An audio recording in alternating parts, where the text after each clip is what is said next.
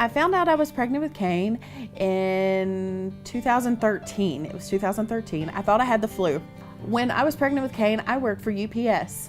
I went to school during the day and I worked during the night. For the first 17 months of his life, I was finishing out my bachelor's degree. So he had to go into daycare. Very quickly, in his first week of daycare, the daycare lady called me in and set me down and said, "We think your son's autistic." Instantly, my heart hit the ground because I didn't really know that much about autism. I stayed up all night that night and I read and I read and I read and I looked for programs and I looked for different ways to help him. I was raised by my grandmother. My mom was a single mother. She had 5 children by the age of 19. My mom was in prison for some things she had done, so that's how myself and my sisters ended up with my grandmother. You know, they say, you know, we do what our parents say, but I say we end up doing what our parents do. So, of course, got into a relationship, and I actually decided that I wanted to have a baby at 15 years old. So my grandmother, she was the tough love person. So when I came home and told her I was pregnant, her response was, "It was your pleasure, now it's your job." It's been about 11 years. My grandmother, who at the time was 94 years old, was living in her own home and was being cared for by my uncle. And he was not a caregiver by nature. It was an old house. It was a very old house, and the plumbing wasn't good. She'd been in the bathroom, and the toilet had started to leak, and he blamed her for it. He pushed her down. He pushed her off the toilet, and she hurt her leg, thought she had broken her leg. And then he walked away from her. She begged him to help her get up, and he walked away. His doctor, she said she was not seeing any of the signs of autism, that we'd readdress it in 6 months. When I went back and told the daycare worker what his doctor had said, I believe it was 2 days later, Kane's Nana went to pick him up from daycare, and she said that he needed to find other means of daycare, that she would no longer keep him. I didn't know where to go or what to do, because I had, in my eyes, this awesome little kid who just could not seem to thrive in a daycare situation. When I had my son, of course, I needed childcare because dropping out of school wasn't an option.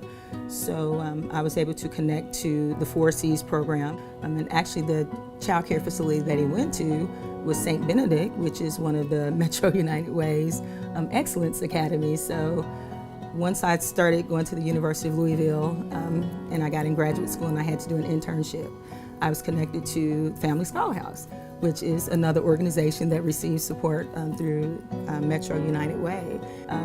You know, just looking back on all of the resources and wraparound services that were there to support me along my journey, Metro United Way was just tied into my life at every turn.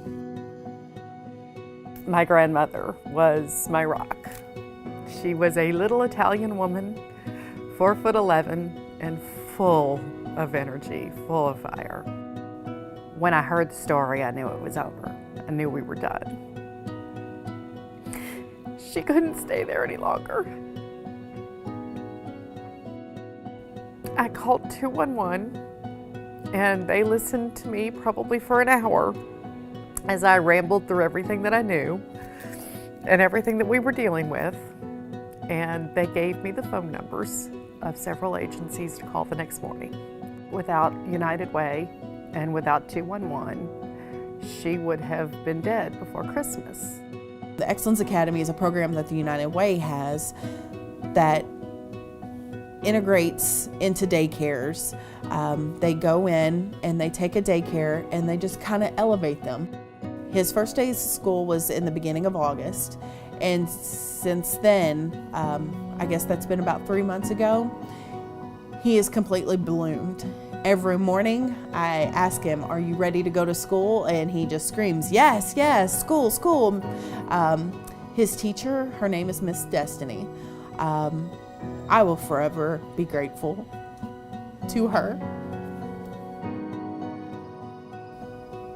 It's just amazing the difference in a child when he has people who love him, who are caring for him in a way that he matters.